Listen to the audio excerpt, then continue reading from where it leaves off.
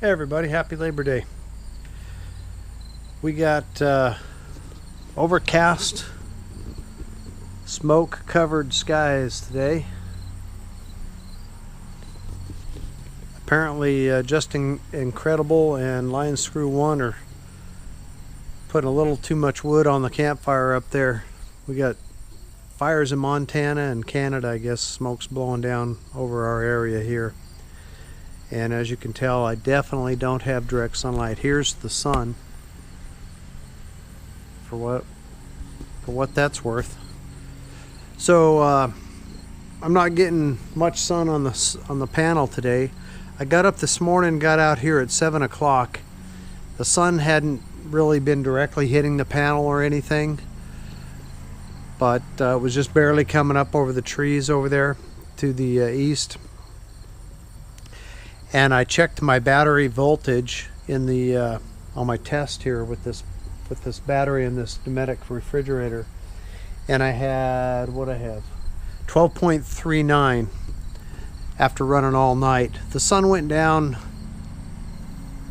about 6 o'clock. I was pretty well not getting any power from the sun, and so that's almost 11-12 hours running that fridge, and it brought it down to 12.39. So the battery is just barely enough to do it. I did some research too, by the way, and that's a 85 amp hour battery.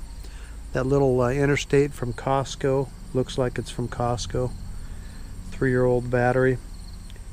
It's going to be enough to do it, but just barely. But I definitely need more solar power to replenish the battery back up to full charge.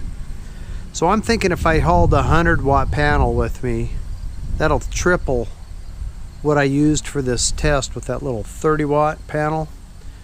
If I used 100 watts, that'd be enough to do it, I think, and hopefully we don't have a bunch of smoke in the air or cloud cover for very long.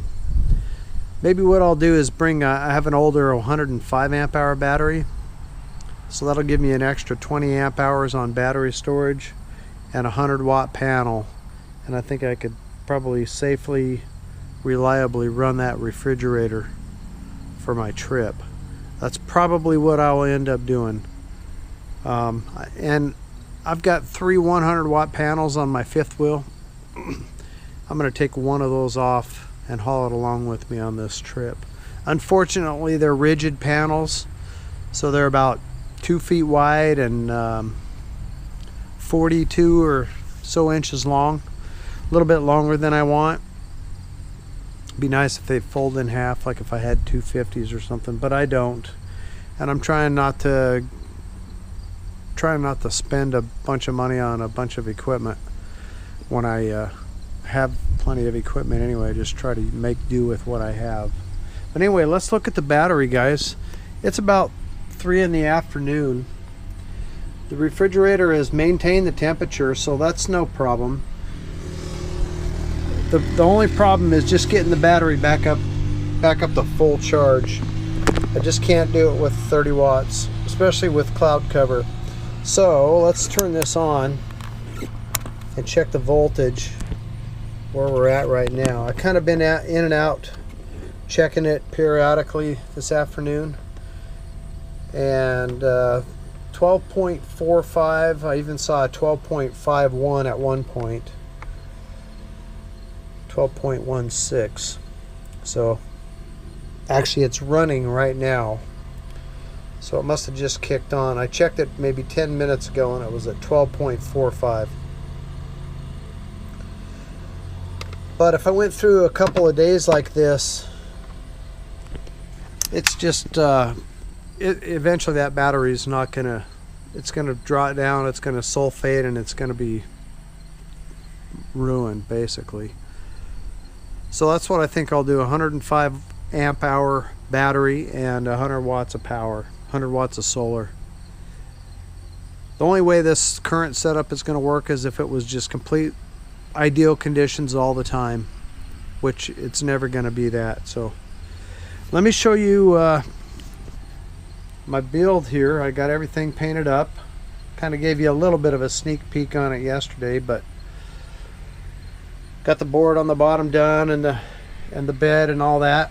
And I think it turned out pretty decent. Here's a picture, here's a look at it from the back. Painted all inside here and everything. Made it look all nice. Good old country white. I put an old floor mat carpet there just to keep my footprints off that new paint. I'll probably put a couple of carpets in here so I can try to keep it clean. And back side of the door looks a lot better than it did the last time you saw it. So there we go, guys. That's the bed setup. I'm trying to think about what to do from here. I definitely need to get that whole refrigerator and solar thing sorted out. I guess that'll be my next test, is to pull a 100-watt panel down, hook up that 105 amp hour battery. I have an old one laying around. Again, I took it off of an old camper that I've sold. I've had that battery laying around for 6 or 7 years. It's an old battery, but it's been kept up, and I'm pretty sure it's not sulfated, and it also hasn't been used much, so I'm hoping it'll be able to perform. But a good test will let me know. So hang in there. I'm gonna keep doing some testing here and figuring things out, trying to figure out how to make all this work. I am happy about the way the bed came out though, and I think that's going to work out fine for me. Anyhow, hope you're all doing well out there. If you guys have any comments or questions or suggestions, fire away. I'm just trying to figure this out as I go, and I'm running out of time, so I'd like to be headed out of town middle to end of October if I can make that happen. But without a refrigerator, it's going to be tough to do, because I'm looking at a pretty long trip, hopefully, if all goes well. And to be out there boondocking and not have to run the town every day or every other day to get ice or to buy perishable foods, I'm going to have to come up with some kind of solar setup to where I can make it work. So hope you're all having a great day out there, and we will see you on the next one.